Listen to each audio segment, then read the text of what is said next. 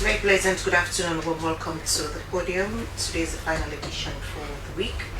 We start with our quote of the day, which comes from Sally McMagnus, an Australian trade unionist, and it says, when public service jobs are outsourced or privatized, and when the alternate to the job, the corporate sector terms, becomes no job at all. The program you're watching is the podium. Let's move on now to another issue this afternoon. Statistics Sierra Leone has reacted to a recent press conference and press release issued by the main opposition All People's Congress Party on preparation ahead of the 2026 Population and Housing Census, which reveals a revised schedule following an independent technical review. For more on that, I have Agustin Kanneh, PR Statistics Sierra Leone. Good afternoon, Agustin. Welcome to the program. Good afternoon, SABC, and good afternoon, Sierra Leoneans. The All People's Congress Party is saying, in fact, most of the demands are non-negotiable. Have you been able to look into some of these demands by the APC? Yes. First and foremost, I want people to understand that census is a complex engagement, and it has to do with processes and it has to do with procedures. So we have, since the proclamation made by His Excellency, we established the machinery responsible for handling census affairs from that of our institutional function, which is composed of committees. And those committees, we have the highest body, which is the advisory committee, and part of the advisory committee, the constitution of the advisory committee is all political parties, and the All People's Congress are parts of that committee, where decisions, policies are being made. When we are inaugurating that committee, the All People's Congress sends in their representative by the person of Mr. Sanfa. So he was part of that committee, and later on the Secretary General called us whilst the technical committees were at the Bookfeast Hotel having the independent assessment. So we were at the Bookfeast Hotel. We sent in invitation for them to be part of that committee, but they did not show up. So later the Secretary General called and told us that okay, we will no longer have the person that was representing them as part of the committee, so they would try to send in another person. So we had this assessment mission with experts, wherein that came about the postponement of the census to 2026. So just after we came up with that conclusion that the census is now in 2026, we called all of these committee members again, including the technical committee and the advisory committee, where APC is also part of. So we called those committee members to formally inform them about the new developments. So there was now somebody that was sent, apart from the first person that was sent to represent them at the technical committee. So in fact, in that particular advisory committee meeting, the person that was sent, when we asked the person, he told us that he's an expert that is being sent by the All People's Congress to represent them as part of the advisory committee. In fact, he even acknowledged that censuses in this country are very critical, and the process of actually having it right is ideal, and therefore the idea of having a shift in census is not something new.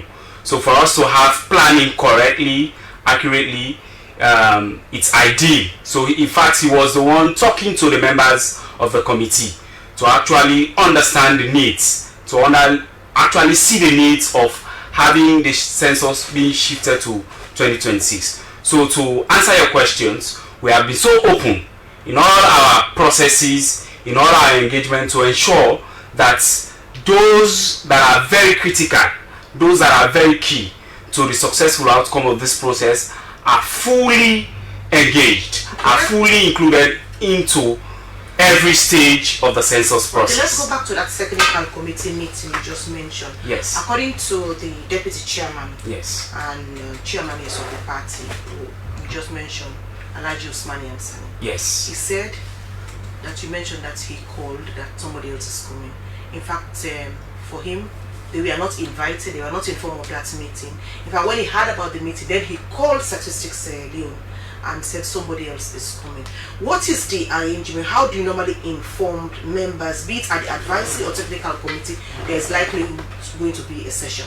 So those that constitute those committees are members of key bodies that we think they are very critical to the process. So just like I mentioned, for the advisory committee, to clarify something here, all other political parties are part of the advisory committee and not the technical committee, because the advisory committee is the highest decision-making body for the census.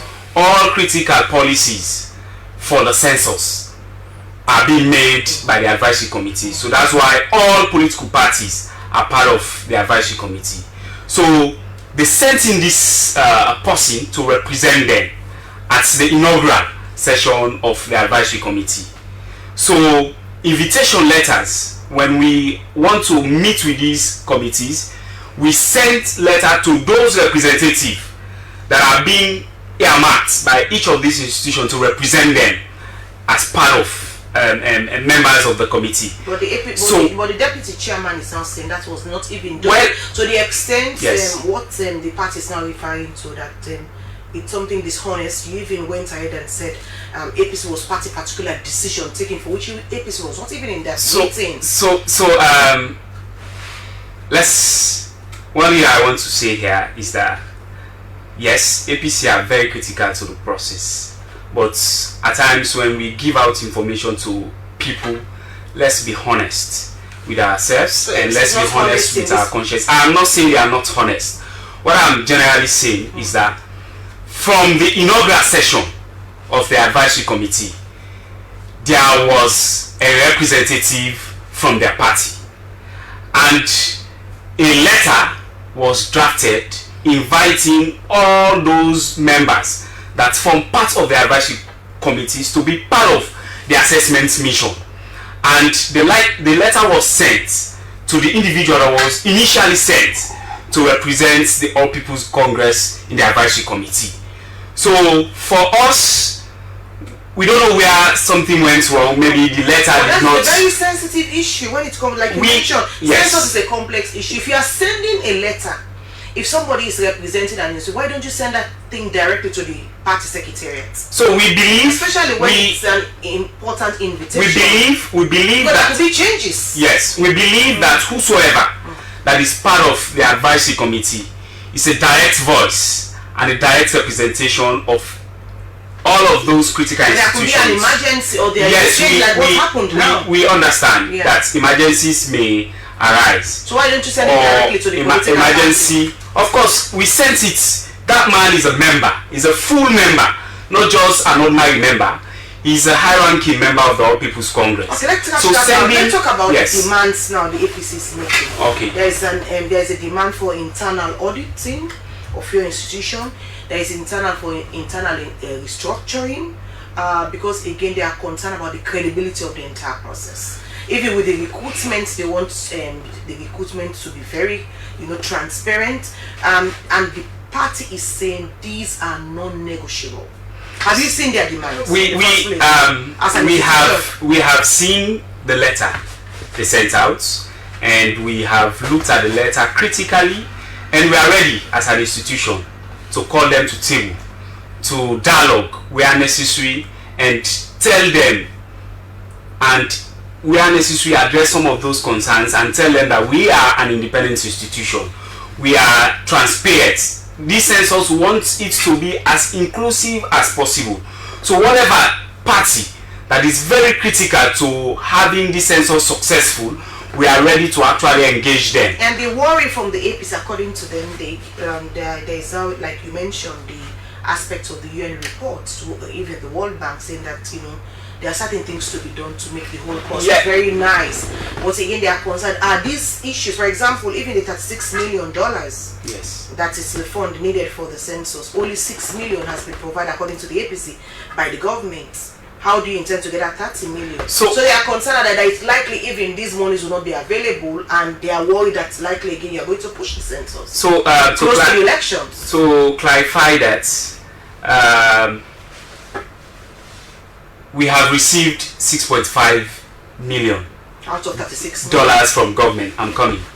And to actually ensure that we have resources available for the census, there was a basket fund established at the central bank to actually host resources meant for the census. So as I am speaking, we have 2.5 million in that basket fund for the census process. Just a drop in the ocean. Then again, for the cartographic processes, procurement of critical instruments like the IT infrastructure, government has again made a huge commitment of $15.84 million that is already assigned for the procurement of those critical things, which was clearly mentioned in our press release that we put out. It was clearly mentioned. And again, UNFPA, which is the UN body that is responsible for population activity, is also coordinating for us as an institution to engage donor partners to see where they can come in to help us with the needed. So with those promises, you think the 36 million is already on the table? The 36 million needed for the census? There are so much commitment. But commitment doesn't mean the money is available. The money is, I said, $6.5 million is already committed into the 2025 process. And again, we have 2.5 million that is already in the basket fund. That is close to 5 million. Yes. Close to something like 10 yes. million. And again, another $15.84 million have already been committed for the cartographic procurement of critical instruments that are needed for the census process. And again, there are other commitments from donor partners towards the process. So we believe all those commitments, and with the commitments of government, will get everything right going further. And the APC is also calling for internal auditing into your activities ahead of the census. Our process is very open. Just like I mentioned, we are ready. This is a transparent process. It's a national activity. Whosoever that thinks has a concern, as long as that concern is addressed to us, we are ready to sit them and to explain to them. That's why, for us to be transparent with the process, we put out a press release, and that press release contains almost everything, almost all the stages we've go through for the census, including the just concluded master training we had in Bo, where 20 of our staffs are being capacitated with modernized GIS and cartographic skills in order for them to train those who will be training the recruited field staffs for the census process. And in their letter they mentioned that the recruitment process should be on regional base, that we should recruit people that are based in some of those areas that the process will be. Of course, that is something we as an institution are so committed to doing. We that's why if you had access to the release we put out for the recruitment process, we are calling people to apply based on their regions and districts of origin. The APC said they are raising these issues because lessons learned from previous censuses. Of course, that's why it was challenged by the CSOs or even some aspects of even donors who supported you, questioning some of the figures. That's why I mentioned. So they are concerned about don't want. We are very, very much committed to engaging these people. We consider them very critical towards the process. And again, just like I mentioned, the recruitment process is something that will be done on a fair basis, and it will be done at a district and regional basis. In fact, we are on the process of actually shortlisting out of when we put out the notice, up to 11,157 applicants actually sent in their application. How many do you need out of that number? Well, we need up to 3,000. Wow. Up to.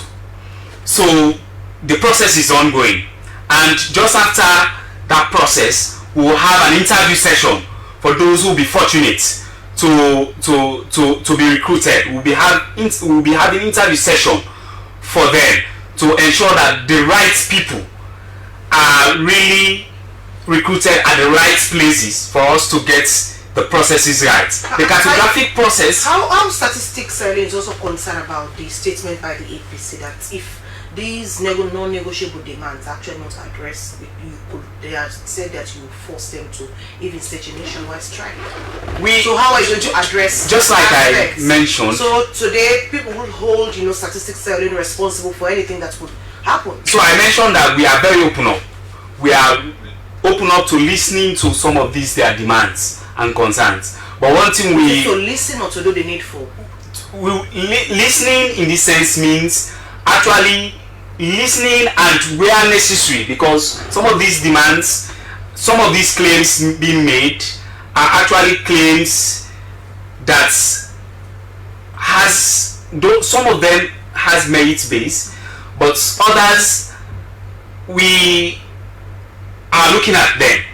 We are seeing how best we can engage them and discuss. One critical issue that you think you could look at, that you could first address to before looking at the non-negotiable demands, is to how the APC could get a representative at the advisory level that and the communication could be effective. So they are highly represented at the advisory committee. No, but what the APC say, even with their representation, sometimes you don't inform them, and for them you are even dishonest taking decisions, and you say the APC is part of that decision when they are not even present. What's the danger there? The advisory committee, like I mentioned, is the highest decision-making body.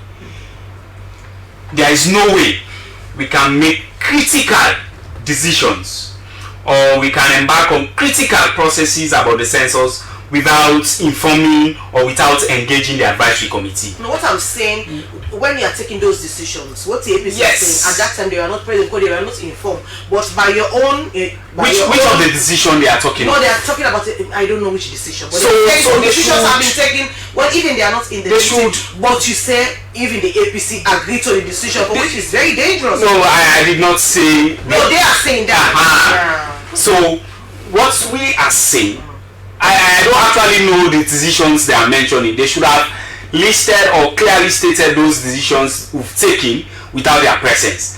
I believe the advisory committee is very critical for the census process. So if they are represented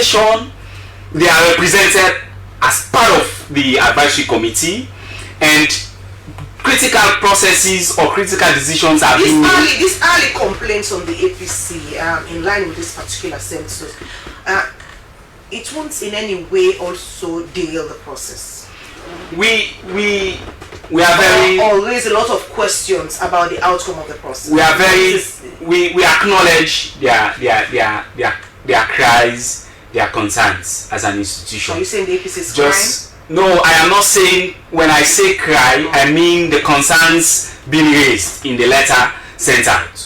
So these are concerns they've raised about the process. And we are committed. Are you taking their concerns with a pinch of salt, or they are taking them critically? They are very critical concerns, which may need engagement. Just like I mentioned, we are open up, we are ready to engage these people, and we are ready to listen to these concerns. But one thing we won't say Iranians to know. One thing we won't say Iranians to know. They are not going to negotiate them. Some of these demands, they said it's non-negotiable. So how do you intend to negotiate? So all of the parties saying demands are not negotiable. The letters, we've read the letter. I think one of the concerns is about them not being part of the technical committee, which is making decisions, and that is where they maybe it was a mistake on their side.